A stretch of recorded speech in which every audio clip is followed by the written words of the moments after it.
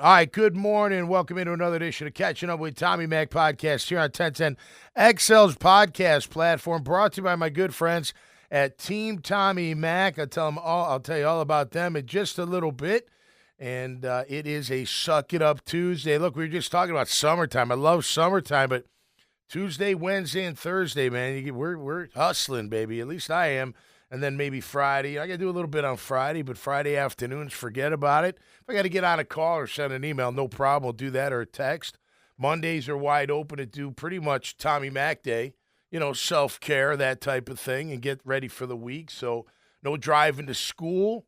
It's a great time to be alive this summertime, but Tuesday's a work day, Grammage. You know that. Let's say hello to Grammage as we're here on the 1010. We're inside the 1010XL podcast studios and on the 1010XL app, 1010XL.com, the website, the app, of course. We're live on Facebook. We're also recording, and we'll be all over the place when it's all said and done. Grammage, how are you, pal? I'm feeling intangibly rich this morning. Are you? That's right. Okay. That's right. I woke up feeling intangibly rich. Why? What are you feeling?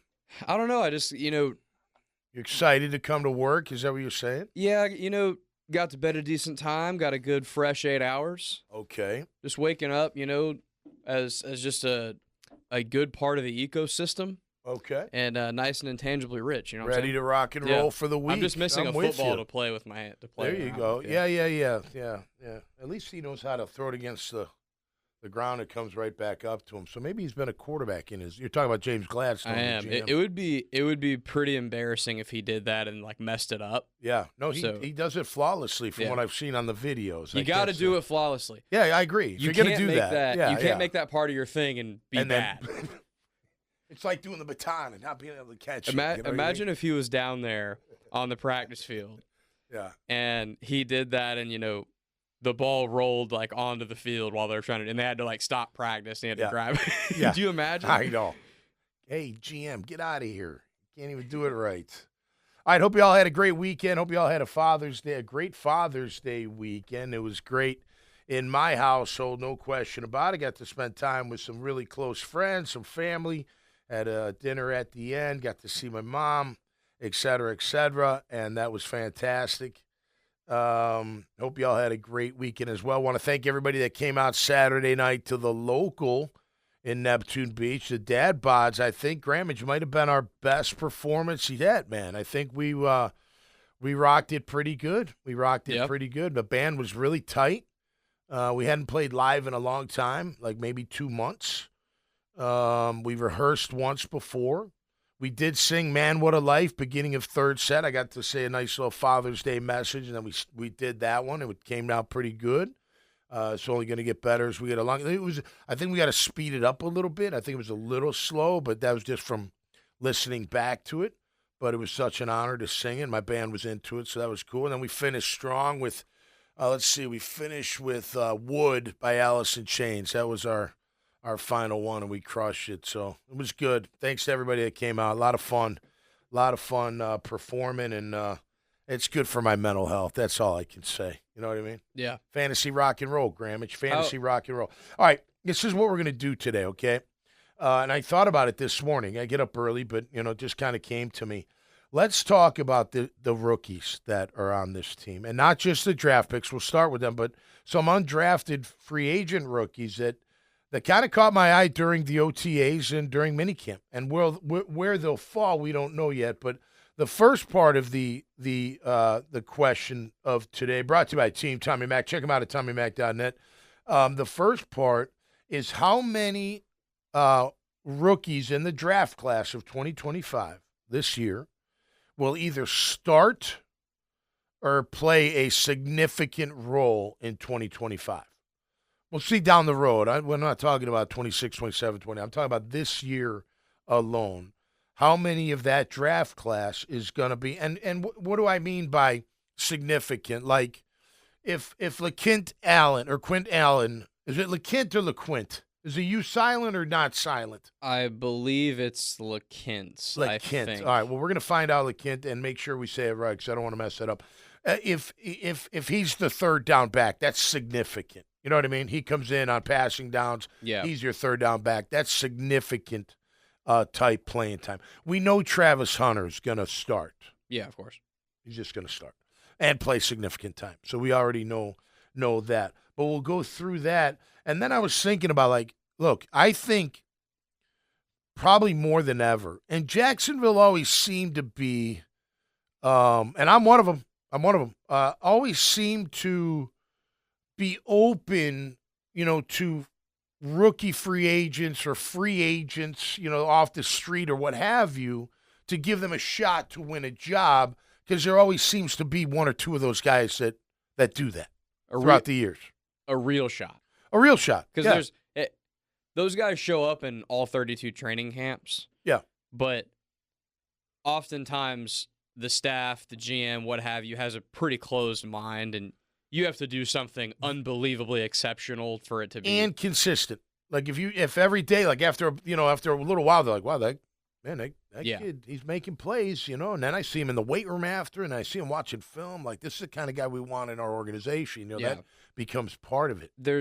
And I get the sense that this staff really means it.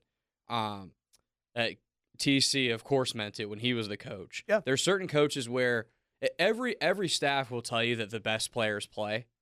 Not every staff means that. Yeah. Especially in the league when there's politics and all that going on. Well, there's politics. There's draft status. There's contract levels. There's all types of stuff like that. And, even this crew, like, they have the benefit of not having as many, like, a lot of the bulky guys they're not married to necessarily. But they have their guys they brought in this offseason. They would behoove them for Patrick McCarry to start. Right. It would behoove them for Bashal Tutin to be a significant part of the running back rotation. Yep. I do get the sense, though, from kind of everything Liam Cohen said, kind of the way he's talked about things, calling out Tutin when he put the ball on the ground during OTAs, or a rookie minicamp, I should say.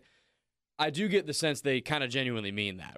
There's obviously some parameters around that. Trevor Lawrence going to start quarterback. Of course, like that. Right. But I do get the sense it's like, hey, if a 6th or 7th rounder undrafted guy is playing better than a 3rd round pick, he'll play more. He's going to play more. If LaKeith Allen outplays Bashal Tutin, he'll play more, for example. Agreed.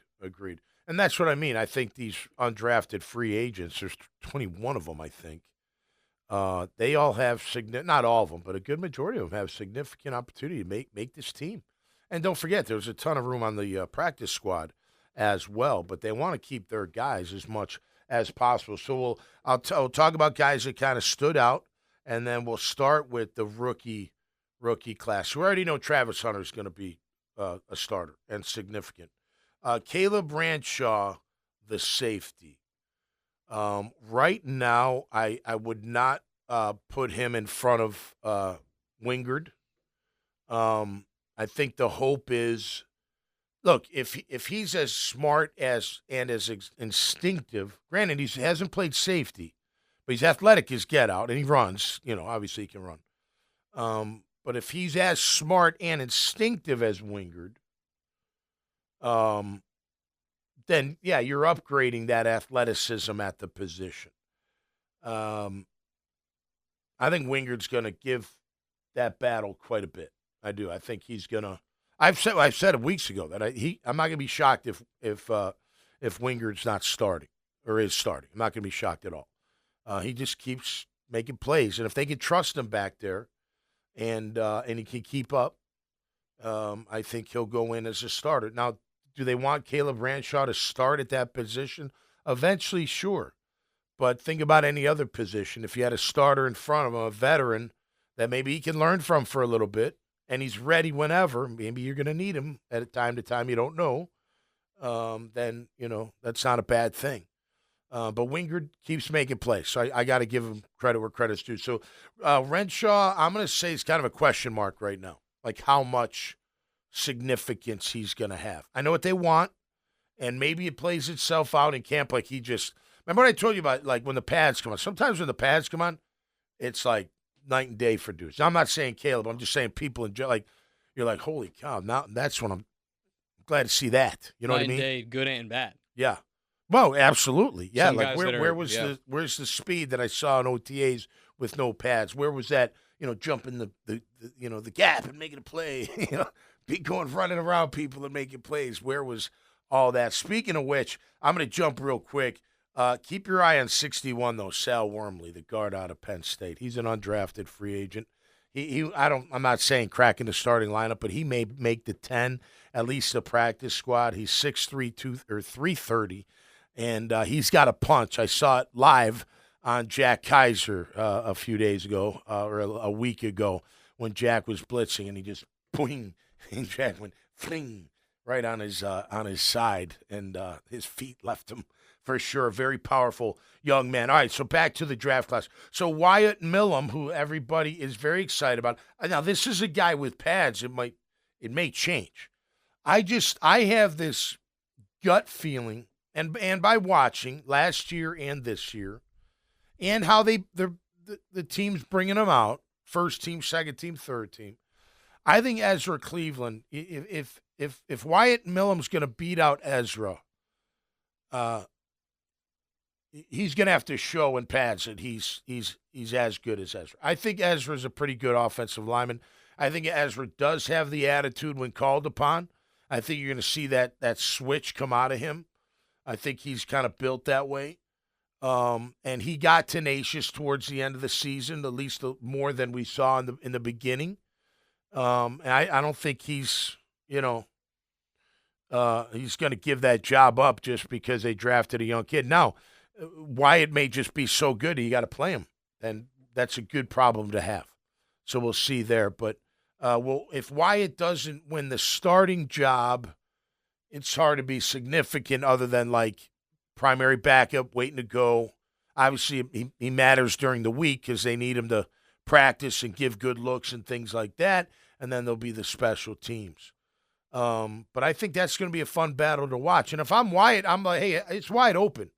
They drafted you. They want you to play. You got to think that, I mean, you want it this year for sure, but you'll live with if it doesn't happen this year, maybe it happens next year. But all these guys they brought in, the new regime, these are their guys. The guys that are left over, they're their guys now too, but they've earned themselves that spot and not being moved on from, right? Whether it's through contract or play or whatever. We know the veterans on this team that have been here, that have stayed here, that are here. Well, because they made the active decision to keep those guys. Right. They could have moved on. They moved on from Gabe Davis. They gutted the team. Yeah, absolutely. I mean, other than the stars and the guys who are going to be significant contributors or starters, they gutted this team. They really did. It was financially counterintuitive to cut Gabe Davis based on the dead cap and how it was going to affect the salary cap and all that, and they still cut him to, in my opinion, to send a message to the team that there's no longer going to be being comfortable around here. There's no longer going to be assumed spots. That's right. You got to earn it. That is overall the negative you're getting from the salary cap and how it's going to affect it, and the positive from the message is a net positive to me still. Yep. But just to your point of like, they sent that message through the offseason that if you're here, it's because you earned the right to be here, and you got to continue to earn that right. That's right. Oh, without a doubt. I mean, listen, in '95 I was a street free agent, which means even lower than the rookie class, right? I'd been out of football for 2 seasons, and when I got the depth chart, it was unbelievable. I was like 7th in like punt and kickoff and 5th at middle backer. But I didn't care. I was like, this is my final shot. I'm just going to go for it. And I did. And I would always say this to anybody that's trying to make a team, but whenever that coach, special teams, which was most of the time for me, right? Whenever he said, hey, I need a body, I made sure I ran out there. I was one of them to try to get out there. And a lot of times I'd go twice. Whatever. I didn't care. This was it. If you didn't like that, I didn't care. I was like, screw it. I'm just going to, try to make it. Try to make it as best I can. When the pads came on for me, that helped me a lot because I was an instinctive player, and I could play against the run, and I could hit. I was just a pretty good hitter. I wasn't like a, massive hitter, but I could tackle, and I could hit. And I swear, when we got to goal line scrimmages, that's when I opened eyes because I'd make plays. I'd come up with some big hits, whether stuffing the fullback where they couldn't go anywhere or, making the play on the back. And then, just working hard and going to the weight room and doing the right things, and those things matter. It's not just the kid practices great. Makes plays. How is he? What kind of kid do we want here, right? Do we want a kid that maybe dead dog tired, but he still goes to the weight room to work on his strength or his flexibility or maybe his footwork or his handwork, or does he, just, take a shower and get out of here? Yeah, you know what I mean? What kind of guy is he going to be? What kind of, player is he going to be? Employee is he going to be for us, if you will? So I think Wyatt and Cleveland are going to have a hell of a battle, and it is wide open. I don't think the contract solidifies anything. All I know is that left side, all throughout OTAs and all through, especially minicamp, it was Ezra and Walker at the left side, and that didn't change. There was no change up. On the right side, there was some changing around and mixing around and figuring that out, but not as much with the first team when it came to the left side. So that'll be fun. All right, Bashil Tutin, let me tell you something. This kid took off in the last OTA. Now, granted, he had to get through a little mud, a little traffic, and then he just took off. And nobody was really chasing. I think everyone was just like, all right. But let me tell you something. He looked like a sprinter because he was gone. I mean, there was nobody's catching that guy in the open field. There's nobody. He looked like he was running the 100-meter dash in pads. He was flying. Now, he's still got to get out in the open and do all that stuff, but he is ultra fast. I would say right now,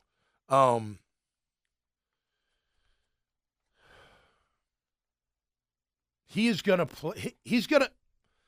I don't know how significant a role he's going to play yet. I think it all comes down to how Tank performs as far as, holding on to the football. Keep in mind, Tank averaged like 4.7 yards a carry last year. And ETN was at 3.7, something like that. So, he was doing something. It was the same old line for the most part.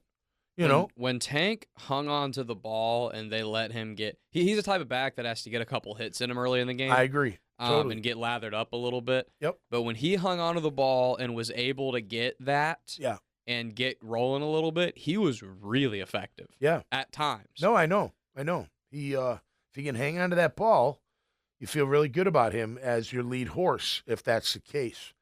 I think, going back to LeKint out of Q's, if he can show that he can do what a third down back does, and number one is picking up the blitz, number one. And supposedly, I was talking to Log about him. He's like, you should see this kid's vicious when he comes to blocking. He's a tough kid. He likes the contact, and he's great out of the backfield catching the football. So if he shows you that he can play third down, let's just say he can. Now, and he's your third down back. Now, that doesn't mean short yardage. That means passing for the most part. Your third down passing running back. That leaves the other three. I don't think all three would stay. You know what I mean? Three's a crowd.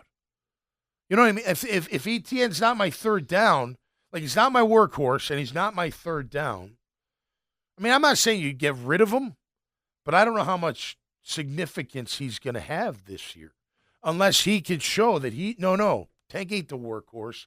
I am. And I'm going to prove it to you because he does have a lot to prove, right? So does Tank. So does Tootin. They all four of them do. They got a lot to prove. Let's say 75%, 3 out of the 4 guys have really good camps. Yeah. And they really impress the staff. People go out there and the media and everybody's like, man, that, Etienne has had a really good camp. He's really been doing everything he needs to do. Tank, and let's say it's the top 3. It's Etienne, Tank, and Tootin. They all have great camps. They are going to have a mathematical problem on their hand. It's a good problem to have, like you were saying earlier. If Allen's the third down back, clearly, right? Is that what you're saying? No, I'm saying even realistically speaking, Tommy, 3 running backs don't typically get a somewhat even rotation throughout a game. It's normally 2, and then you might have that kind of third down guy. Right. So that's what I'm saying. I feel is he going to be the odd man out? Sorry to cut you off. Yeah, so someone will be the odd man out is what I'm trying to say. Yeah, I agree. If everyone performs up to snuff during camp. Right. Somebody might have a good camp and still struggle to see the field is what I'm trying to say. Well, and look, and what Coach Cohen says now about he's not on the trading block doesn't mean a month from now he's not on ETN. Like, what if ETN does have a really good camp? But so does Tank, and so does Tootin, and so does Allen, right? I was thinking about this, speaking of this conversation. Let's say that did, which would be a perfect case scenario for the Jaguars. Right. Who would have the most trade value out of those guys? Okay, but we're in that scenario. ETN Jr. has shown that he's back to his normal self that we thought we were going to get. Yeah. Right? Yeah. In this scenario. But Tank is still... Is Tank holding onto the ball? Everyone's had a good camp. Okay, everyone's had a good camp. Everyone's performed well, and it's mid-August. Yeah, I think ETN. I'd say ETN. I don't know. I think he's just better out of the backfield with his hands. I don't disagree, but Bigsby's a couple of years younger, and ETN had the list, Frank, and he played 4 years of college. And that's when it comes to contracts, that matters for running backs. You know, the one thing, ETN, I'm surprised that he didn't have the breakaway speed that he had in college. Now, maybe the injury affected that. Could. Very, very well could. He's not slow. I don't mean it like that, but I get what you're saying. You think he'd been, because he's been out in the open field before he's gotten caught. In college, guys would have great angles on him, and he would still leave them in the dust. Yeah, he'd outrun it. And I don't feel like that always. I feel like a lot of times, even if he does get that crease, a safety might still hawk him down. Yeah. Nowadays. Right. But that's kind of what I'm saying. No, I know. Does that is a little bit more tread on the tires? But if you're the Jags, I mean, if they all have good camps, who do you keep? You're going to go youth, and you're going to go your guys. I would think. I think so too. Right. I would see agree. what can happen. Look, if ETN juniors are back, man, that's fantastic. He's got a lot to prove, but like I said, they all do. Two of them got to prove they can hold on to the football. All four of them got to prove that they can protect the quarterback. I mean, how many times did they get beat last year? Run over, missed, late, not knowing who to block. Like, there are times you're like, what are you doing? Like, not you're going acceptable. over here, and the guy's going, and blitz this way, and you're like, where is he? And that's part of being a third down back, too, right? No, that's big for the third down. Being a third down back isn't just coming out of the backfield, running a route, catching the ball. Yeah. Third down back it's 3rd and 6, and I got a middle linebacker who's shooting right up the A gap. Or a safety or a you better nickel. pick that up, and you better meet him. Got to stop 16 better not be on his ass. That's right. Cannot happen. Because of you. Yeah. I agree 100%. All right, let's move down to Jack Kaiser, who has shown some good athleticism. He's got good size. I think it's hard to judge the backers right now. Excuse me. Just because you're not that physical. He did get decleated, but that happens. I mean, we've all had it. I think for him, like as far as being significant, other than special teams, can he beat out Muma for that 4th spot? You know, could he be? Now he's listed as the middle backer on ESPN's depth chart, which is pretty close. I don't think it's 100% accurate, but it's pretty close. And then Muma's the Will. And then Sam is Miller and McLeod, right? Or maybe Abdullah. Abdullah's kind of played both. He's got a lot to prove, but we'll save him for another day. But Kaiser, can he show enough to where you replace him as far as in the pecking order? Not that you get rid of Muma because he's really good on special teams too, but you replace him in the pecking order that Kaiser's the first one in off the bench, aside, instead of Muma. We'll see about that. He's just got to show that he's faster and quicker and can do more than Chad Muma can. And if you show that, maybe you have a chance. I don't think he'll unseat the other 3. I think those 3 are going to be pretty good, Ventrell and Foye and Devin. But he may have to come in for Devin on passing downs if he can show that he can cover, and maybe he can. I can't say I've seen him in man-to-man. You didn't see a lot of one-on-ones this mini camp, where the DB and the receiver go one-on-one or backs out of the backfield with the backers and the safeties. It didn't feel like you saw a lot of those drills, but that's going to be part of the job description, of course, so we'll see if he can unseat that. Jalen McLeod, who's supposed to be a really good pass rusher, I'm intrigued to see if his game's going to translate. He didn't Granted, she didn't appear as fast as I thought an undersized pass rusher would look. He's big enough to play Sam for sure. He can play outside backer. He didn't drop very well. Like, it didn't seem comfortable to him because he's just used to rushing on passing downs. But they had him a couple times drop it into a deep curl, if you will, and it just didn't look as fluid as you would like. Like what Caldwell used to do with Trayvon and Josh when they were in that 3-4. That kind of stuff. I remember they made Bryce Pop do it, and you're like, he never covered anybody at Buffalo. He was Defensive Player of the Year rushing the passer. Why is that? Can you explain to me, Tommy, like I'm 5, someone who has never spent time in an NFL defensive meeting? Why is that a part of any defense? What? Which one? Dropping defensive ends into coverage. I struggle to understand that. It started with the zone blitz, right? So a zone blitz means I'm bringing an extra blitzer, but when I do that, because we're in zone and not man, I'm taking out one of my zone coverages, and if I don't drop one of the defensive tackles, sometimes with a defensive end on the one side away from the blitzer, then I'm going to leave that zone wide open. That's where it started from. But doesn't that defeat the purpose? Again, forgive me if this is a dumb question. But doesn't that defeat the purpose of the blitz? Because now I have the same number of guys rushing, right? But you're trying to confuse them. It's all about confusion. Okay. So say they read the blitz, but they don't read that my defensive tackle is going to fake and then just drop back into the hook. Because maybe that QB thinks, I got my tight end wide open. And just throw it right to him. I'm just going to throw it, but he doesn't know the D tackle is going to be in that passing lane if he sells it. So it's all about confusion. It's not necessarily brute force against brute force, right? Yeah. That makes sense? Yeah, it does. So maybe you're sliding your protection to Trayvon, right? And maybe even the blitz is coming from that side, but you think he's coming, and you think, I got a quick hitch right here, but he just takes a flat drop. He's right in the passing lane. But it's all about that confusion. So, okay. Makes sense? It does. You think a 5-year-old would be able to understand that?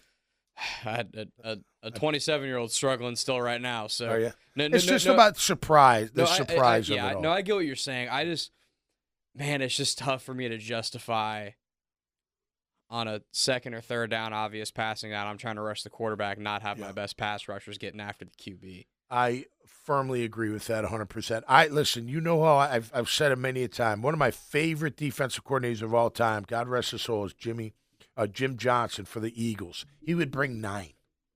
He would bring 7. He would bring 8. He would bring whatever it took to make that QB, because it's all about timing.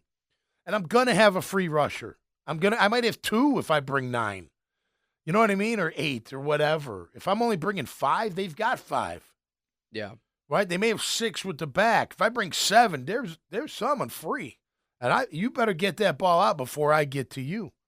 You know what I mean? And to me, now you got to have 2. Like, if you rush 9, your DBs better be glue, because there's no one behind them. And you can't bring 9 all the time. That's got to be a surprise. But I bring 6. I always felt like this. Look, if you can't get it done with 4, bring extra. You have to affect the QB. You have to. I don't care how good you think your coverage is. You'll get burnt if you don't affect the quarterback in today's game. So if I don't get there with 4, and but we're coverage. Yeah, guess what? They're going to find the holes. The quarterback's is going to pitch and catch you to death and take you right down the field, and you'll never be able to stop them. So bring 5. You take a risk, but it's more risky to think that your coverage is going to hold up with no rush, in my opinion. There is not a starting quarterback in the NFL that will not kill you if you Backups, yes. Who was the Cincinnati QB that tore us a new one when Trevor got hurt? Jake Browning. Nate Browning, God bless him, but man, he ripped us a new one because we didn't touch him at all. He just sat back there and picked us apart. It's when it's pitch and catch, they all can do that. It's the hits and the confusion that you got to get them on. But anyway, let's get back to the things. So we'll see if McCloy can rush. I already bet these. And we'll see if he can rush the passer, and that's what he did up at Auburn. So we'll see what he can do. All right, Raylan Rayon, I think that's no, I don't know how that's pronounced. Lane the third out of Navy, the safety. Yeah. Haven't seen much of him. I think he's just going to have to show that he can play special teams. Jonah Monheim, the center out of USC, kind of same deal. I think he's third right now. By the way, I just happened to talk to Fortner in passing at one of the practices. You can tell he's put on some beef. You know, he's put on some muscle, and he looks athletic. You know, look, at the end of the day, he's got to show that he can, have the grit and tenacity to get it done. I know a lot of people here don't believe that's the case because he didn't show it last year. But look, he's fighting for his NFL career, that's for sure. Ken, I knew it was going to break. I just knew it. I knew it. There you go. See, broken. That's why I get him at Dollar General. He's better just take this guy off too, so they're not crooked. I'll just look like an old timer. And then we talked about LeKint. I think he's got a chance to make a significant impact. So out of the draft class, Travis for sure. I think Allen has got number 2 for me, and then Tootin. Then we'll see. I mean, look, it's a good problem to have. Look, you can start rookies all day long if they're heady enough. You know what I mean? You can. But if you got veterans that are in front of them that can kind of show them the way for a year or two, that's not a bad thing to have. And if they get hurt, that they're ready to go. But I think, look, I don't know. We'll see what happens. I think Wingard's going to have a real good shot of holding on to that job. Can I give you a bold prediction real quick, Tommy? Yeah, do it. Real quick. Just get in the context of this conversation. Yeah. When they kick off the season here in Jacksonville against Carolina Panthers, Week 1 in September, your starting left guard is going to be Wyatt Milam. Really? I think so. Okay. Well, he's got a lot to show. I think somewhere along the line, one of these excluding we're taking Travis kind of out of the conversation for this point, which I get what you're saying. One of these rookies, I think, is going to unseat a vet that you're not necessarily expecting, and that's the one. Let me throw a scenario potentially at you, just from what I've seen out there. They haven't tried this, but I'm actually, they tried it. Anyway, I think they tried it. I can't remember if it was in OTAs. I think it was. But anyway, what if that right tackle position isn't what you want, and you slide Macari out to play right tackle, and then Wyatt Milam is your guard along with Ezra, and then Hainsey the center. Has Macari played tackle before? He's played all positions. Okay, so yes. Yeah, he can play right tackle. And he's big enough to. Now, I think Cole Van Lannon gets a shot at that if they're not happy with either Anton or Adoga. Adoga's, you go by at least what you see out there, there's a battle for that position. I haven't been out there like you have this year, but from everything I've heard, it's obvious that Anton's spot is not solidified whatsoever. Well, that cement is very wet. No, right I agree. And, look, I like the way Liam calls it out. I do. I like when he said, about Tootin dropping the football. I like what Trevor said about his footwork. That came from Liam. And how the importance of that in the timing of the offense. I like what he says, about the last guy we were just talking about. Anton, sorry. Yeah, like what he says about Anton. He says what? When the kid wants to, he's good. Like, he can go. And that's not a good thing to hear. Well, it's not a good thing to hear, but it's a match. It's like now Anton knows. What does he know? If I go, if I want to be a starter, this is when it's nut crunching time. Do I want to be that man? Do I want to be the starter? I know what they want from me. I know exactly what they want. So am I going to deliver that? Or am I going to just succumb to the competition and let Adoga win that job? Because Adoga's got to be hungry. He's here on a 1-year deal. He's got to be hungry as to show that, hey, man, I could play this position all day long. I could be your right tackle. You need me to play right guard? I could play right guard too. And I think he could play both. I think he's got you want a bold? He may be a starter somewhere along the line during 2025. So Chuma Adoga, keep your eye on him. But I like your prediction. Hey, look, they would like that. Not that they want to see, Ezra out, but if Wyatt clearly is better and more physical in what they want, then yeah, that's a win for them. He's a draft pick. He's starting day one, and we're happy as hell. And it's interesting, Tommy, now that we have time after the draft and after free agency to look back on this, and they've obviously gone through OTAs and whatnot now, and we've seen them tinker with some stuff. I know you've said, like, the left side's been, for the most part, the same. Side's been pretty stagnant. The right side they've played with, but we'll obviously see kind of how that takes place. Theoretically speaking, it doesn't mean they're going to do it necessarily, but if they wanted to, they brought in enough guys via free agency and the draft to literally replace all 5 positions if they wanted. Because it wouldn't be, and none of them would be that crazy. It wouldn't be that crazy for Fred Johnson to take Walker Little's spot. It wouldn't be that crazy for Milam or whoever to take that left guard spot. Hainsey's almost for sure going to be the center. And obviously, what's his face is gone. Hance? No, the center from last year that we got from the Bills. I can't remember his name. Yeah, you can. Balds. Mitch Morse. Mitch Morse, yes. So obviously he's going to be replaced. Yep. And then you assume McCarr is probably going to be your right guard. And I'm forgetting everybody's names. From Edoga? No, the guard last year from the Commanders that they got. He's been here for a couple of years that just left. Sheriff. Brandon Sheriff. I don't know why I can't remember anybody's name right now. Yeah. Brandon Sheriff. And then tackle Edoga could take that spot. You could shuffle some guys. Again, I don't think they're going to replace literally all 5, but if they wanted to, they could, and none of the 5 would be that insane. Right. Is the point. Here's the thing. It's all about changing the attitude. Correct. It really is. And the way you do that is make everybody uncomfortable. Right. Earn it, right? And I like what Baselli was saying. I think it was on with Dan and Jeff. Like, we're going to make it as physical as we're allowed, via league rules, which is going to be great. I can't wait. I'll be out there every day. No question about it. All right, here's what we're going to call the undrafted guys to keep an eye out for, as I thought they made some waves. Brought to my friends at Team Tommy Mac. Check them out at TommyMac.net. I'm going to read them off. I won't give them the full endorsement till later in the week. Aside from J-Dog Junk Removal and Hauling, JDog.com. They're looking for veterans. If you're a veteran out there and you're looking for work, they love hiring veterans.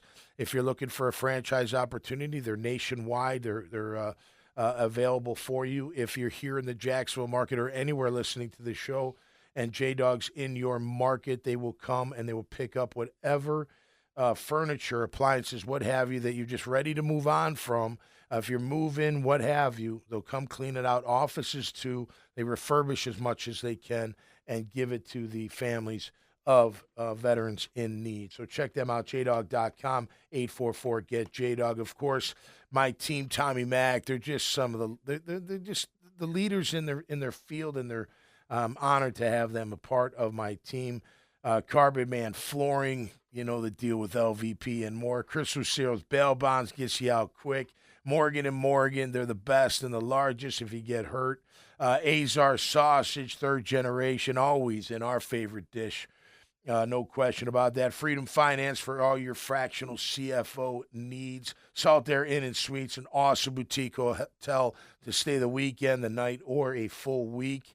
Coconut Joe's Hot Sauces, it's on our table, should be on yours. Check them out at Family Tradition Specialty Foods.com.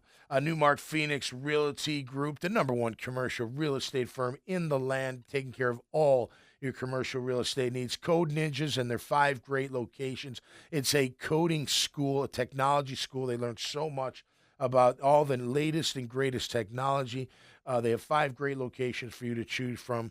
CodeNinjas.com. Get them out of your hair and get them into a camp this summer at Code Ninjas. Want to thank 1010XL, of course, and their platform, and make sure you check it all out at TommyMac.net. All right, this is what I saw out of guys trying to make a, make a scene as undrafted rookie free agents. You have to look when you're an undrafted rookie free agent. I was with the Saints too, right? So I didn't get drafted by the Saints when I tried out for them. I was undrafted rookie free agent. your opportunities are limited. They're just limited. You don't have a ton of reps, if you will. So if there's say there's 15 plays in a segment, right, or a period, if you will. The first teamers will go the first three, second team, the second three, maybe the third three. Then they go back to the starter, and maybe the last three. If you're in that fourth group, you'll get a rep or two out of the three. And if you don't make anything happen at all, now granted, it's a process, right? You can only make so much happen without pads on. But now that the pads are coming out, like you have to make the most of your abilities. When you're running down on like a special teams drill, I mean, you just got to show that you're relentless, right? That you can get to that football, that you're going to make a play, that you're going to be physical. I mean, it's got, and sometimes it only takes one play where somebody goes, and they put it on their notepad, and when they go into the building at night and they sit around as coaches talking about what they saw today, someone goes, hey, I saw so-and-so make a really good play in space, made a great play in the ball. I don't know if you guys saw that. It was on the sideline. I put him down as a note. I think we should give him more opportunity. And that's how it starts. How it starts. And maybe Liam Cohen is part of that meeting. Maybe James Gladstone's part of that meeting. Like, yeah. For sure. It's their team. Of course they're part of that. So that's, and again, when you're a third-round pick, you're going to have more opportunity. And when you screw up, it doesn't hurt. It hurts you, but it doesn't hurt you as bad, right?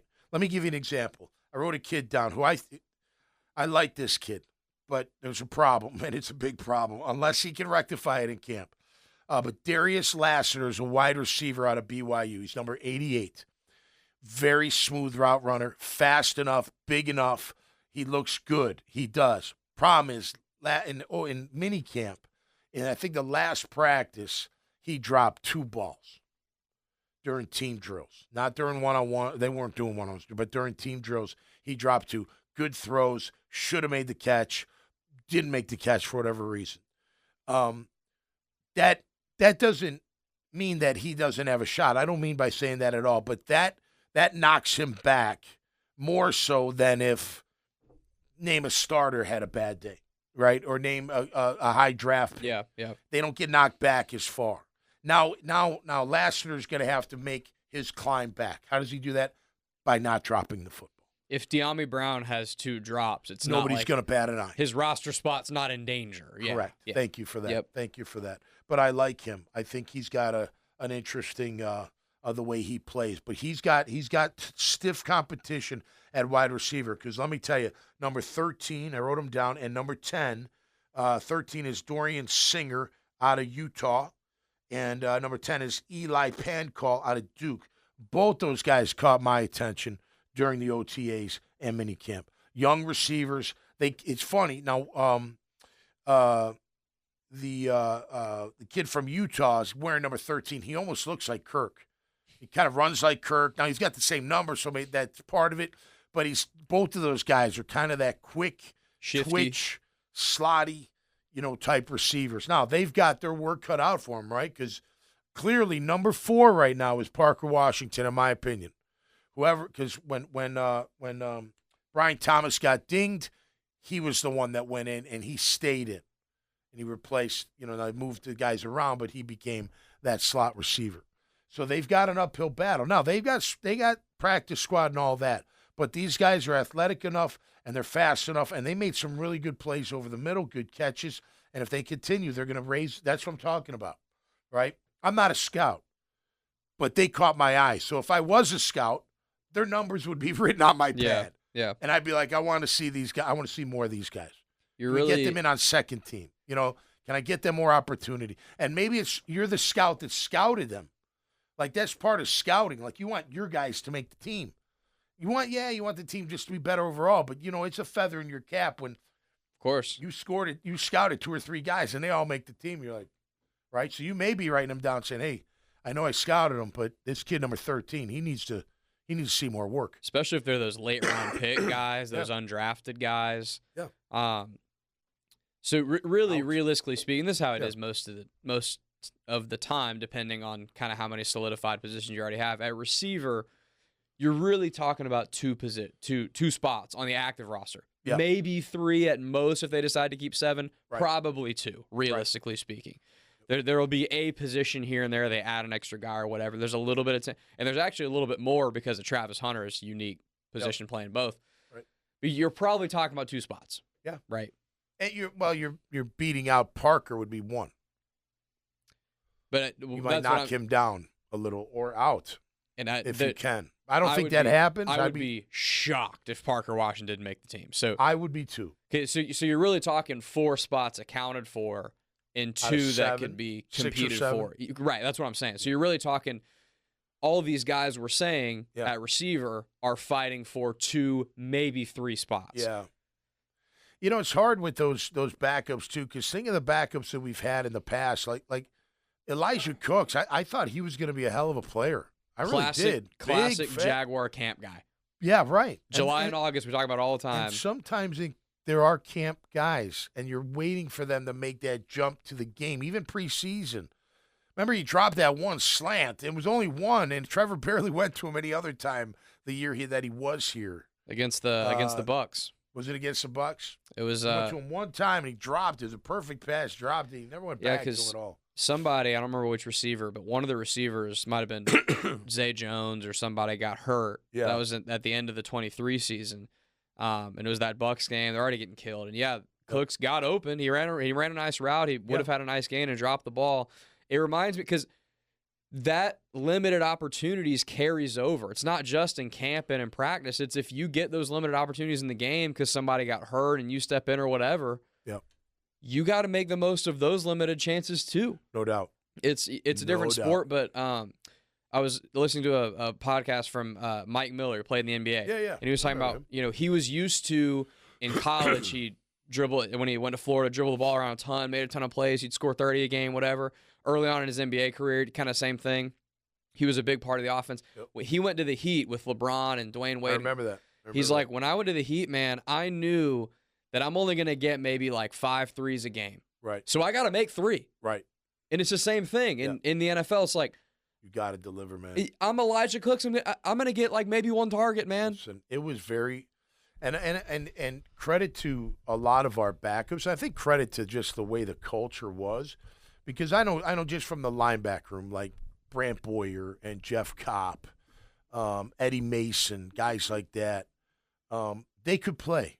And they knew if they got the opportunity, they better step up and play, because the message was clear. If you don't do it right, we're finding somebody else that will. As a backup, you're expendable as all get up. I mean, you just are. There are other guys that can run down on punt, run down on kickoff. They may like you because of who you are and the way you represent and all that kind of stuff, and you make plays. But if you don't produce, they're going to find somebody that can, because you can't. That's why it bothers me when I see and have seen in the past our backups not being up to par. Like the guys I just mentioned, including myself, we all felt we could start. Like, so if the starter went down, we were ready. And we were ready partially because of what was inside us, but partially because we knew if we didn't, it was over. It'd be cut on Monday. Literally. I mean, you could literally just be, you could miss a block in special teams, miss a couple tackles. If you're thrown into the fire as a starter, you could find yourself on the block. Like, it could be that, that kind of pressure. I've always been curious about this because, you were just saying a minute ago, like when you saw yourself on the depth chart, like 5th at middle backer, right? And you're like, ooh, like work cut out to make the How am I even the gonna squad, make right? it? Yeah. So probably not injuries, because I know everybody hates injuries. So you're probably not. You're not rooting for someone above you to get hurt. Right. I'm not saying that. Right. But if you're 5th at middle backer, if the guy at 4th, if he misses an assignment or misses a tackle, are you kind of like, okay, like, it's my time, but like, not in a way. Yes, you are. not in a bad way, but like, No, you want to play. You don't wish anybody any ill will as far as getting hurt. Of course not. Other than that, no, you want to play. So if they mess up, you're like, all right, I got it. But that means I can't either. Yeah, so really more so what I'm asking, I guess, is you were just talking about second team goes in, they got 3 reps, and then I'm third team, I got 3 reps. Right. That middle backer in front of me, he had 2 bad plays just now. He dropped a potential pick, or he got lost in coverage, or he missed a tackle, or whatever. Are you even that much more motivated? All right, I'm about to go kick some ass the thing. These 3 reps. Yes, because if you have 3 good plays in a row, guess what that scout's doing? Yep. Yeah. He's writing on his little pad. So-and-so didn't have a good day today, but so-and-so did.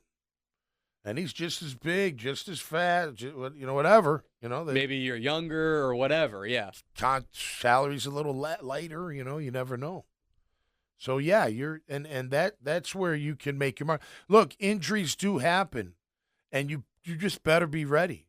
College, pro, it doesn't matter. If you're backup, you got to prepare like you're the starter. You should. And by the way, it's an easy gig. You get paid a lot of money to be a backup and come to practice. And, you got to study, you got to lift weights. But I like lifting weights and I like studying. I wanted to start, and I tried to and did quite a bit, throughout my career here and there. But, I was a backup a lot. And it's different in the league, too, because there's such a finite amount of spots with 53, and there's a very finite number in the salary cap to pay all these guys. So, there's a lot of dudes on college football teams that are bench warmers and don't really play, and they're just kind of there and they wear the uniform and that's whatever. Yep. In the league, you're not on the team if you don't contribute something. If you're not at least on special teams and somebody they could conceivably see playing if a couple injuries happen, you're not on the team. Unless you're an O-line and a really run-stuffing D lineman. You know what I mean? Well, but some old linemen aren't going to get out there at all. They're just not. But they could conceivably, the general manager and the head coach can conceivably see them in a unique set of circumstances getting in the game. That's what I'm talking about. That backup better be ready to start. Or if I got a backup D tackle that doesn't play a whole lot, but he's 370 pounds, and I got goal line. Right. And I need somebody to plug up a couple of holes. That's right. You got to serve a purpose. No doubt about it. All right, a couple more guys just to mention. I thought were worth mentioning. I like this Branson Combs out of Wake Forest, number 50. Probably be a special teamer. He reminds me of Eric Stores a little bit. They ran the same number on him, but very fast, very athletic. Seems pretty tenacious. Looking forward to seeing what he can do on the special teams. James Carpenter listed as a 3rd defensive tackle, rookie out of Indiana. Now he's not a big he's a big guy, but he's not a big defensive lineman. Man, if we'll see. This is a guy. I don't have his height and weight listed, but he's probably 6'3", 315, maybe something like that. Maybe 300, maybe something like that. Maybe 290. Okay, so maybe 290, 300. But that's a guy that put on the pads and things change, right? Because without pads, you can get swallowed up easier, right? You can't fight back. There's no second move. There's no, get off. You know what I mean? It's kind of, you block. Yeah. But now with the pads on, that could be a great equalizer for him. I only mentioned him. He didn't really stand out to me per se, but when I saw him 3rd on the depth chart, along with Lacey, Cole,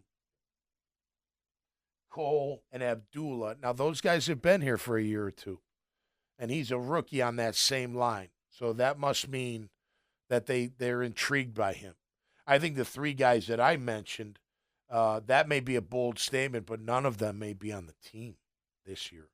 Abdullah, Cole, and Lacey. Although Lacey's gained some weight. He's gotten a little bit bigger. Maybe he can play that interior a little bit better. So those guys are. I mentioned Sal Wormley. I don't think he's a starter, but he's a big, wide-body guard, and they like that. And then Patrick Herbert, the tight end. He made some plays in the red zone. Listen, Brenton Strange is the guy, but after that, I know they signed guys, but they're not big money guys, If you're going to show something and you can show that you can get open and make plays in the red zone especially, who knows? You may have a chance to back up Brenton Strange or get to that 3rd tight end. There's a good opportunity for tight ends on this team aside from, being the starter.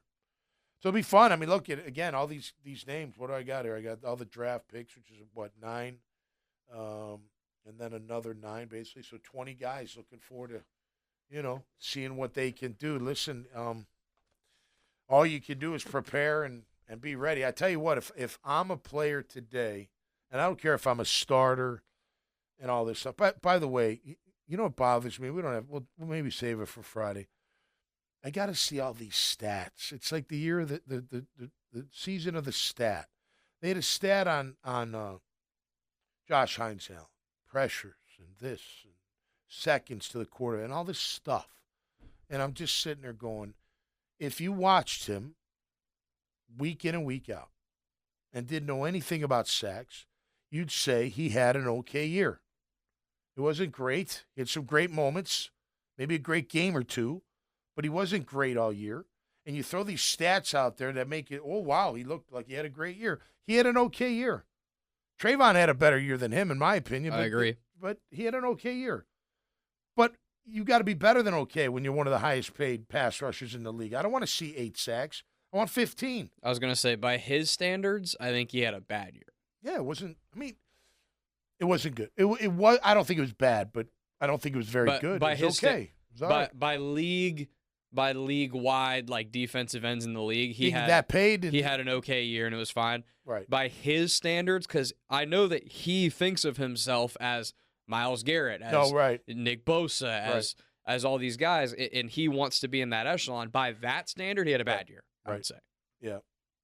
Well, which is an elevated standard from I league know what you're saying. But again, and he's not saying that. I'm not saying Josh Hines Allen's out there throwing these stats. Just these formats are. I'm just like, that doesn't mean nothing. No. It just manipulates, too. Like Brian Baldinger, showing Trevor putting the ball in the basket from 50 yards out. He didn't show any of the bad throws that he had that same day. And there were a few. There were some really good ones, too. But throwing it into a basket 50 yards away, it manipulates people into thinking, oh, wow, look at that. Oh, wow. Beautiful. I mean, I don't know. Put a high school kid out there that's really good. I bet you he can throw it into the basket, too, from time to time. You know what I mean? Yeah. It's just that kind of stuff. We're going to find out. Again, I'll always give it to you straight because I'll just go by what I see. I have no bias in the game. I got no agenda. I want them to win. I'm not putting up with any shit. I'm not putting up any bad play. I want them to win as much as anybody else out there in this market, fans included. But they're not, I'm not sugarcoating, and they're going to have to earn everything. And that, I think that's the way the staff is too. They're going to make them earn it. And, whether they try to do that in the past or not, it didn't work out. But this is a new regime. And, they're going to have to prove that they can provide a winner. And if they do, it's going to be a great year because it's always better when the Jags win.